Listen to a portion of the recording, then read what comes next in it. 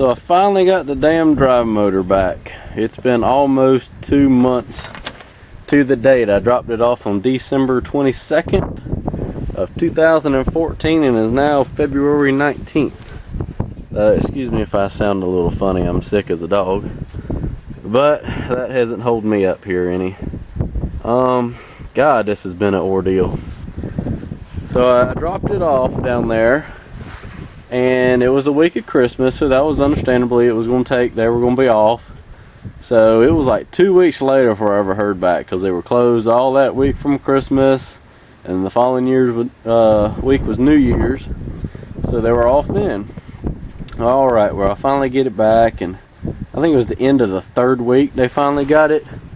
They tore it apart so that I'd figure out what was wrong. Okay, so now we're 3 weeks into it, and then I got that god-awful estimate, and then I go down there and we figure out all the parts that we can salvage and put back on there. So all that said and done, I had like a parts list of like $3 grand that I got from the dealer. The man up there ordered them here, and they were in about a week and everything, but they had a little there was a 60-cent pin that they forgot from the warehouse down there in Atlanta, so I had to reorder that.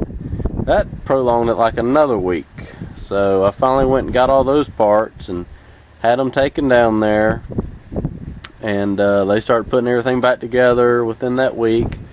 Then they find out there's a bearing in there that was cracked, and it was just all to pieces. I don't know how they missed it, but I mean, it was useless to go and put $3,000 worth of parts in this thing and then have a bearing go out.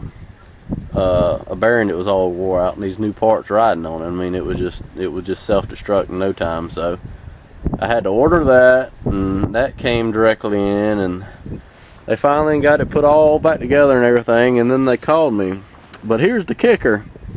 When I dropped the parts off down there, I had them firmly give me an estimate on what this thing would cost to put back together. This was the first time I went down there and talked about the parts, just so I know what I would have in this damn motor. And he gave me an estimate of like $600 to tear it down, pull the gears out, put the new ones. It's just labor. I mean, I bought all the parts. I was like, oh, that's more than fair and everything. He emailed me that and everything. So I go down there today, and he hands me over the invoice, another guy does, and it's like $1,900. I'm like, holy shit, what the hell is the deal here? Because you gave me an estimate of what it'll be and everything, and lo and behold, he gave me the estimate for somebody else for a hydraulic cylinder. So, oh my god, we sat there and argued for 45 minutes over why am I going to have to pay for your mistake. But in the end, they held their ground, and it was either they keep the motor or I pay it and get it. So, as you can clearly tell, this is what I ended up having to do. I was not happy at all.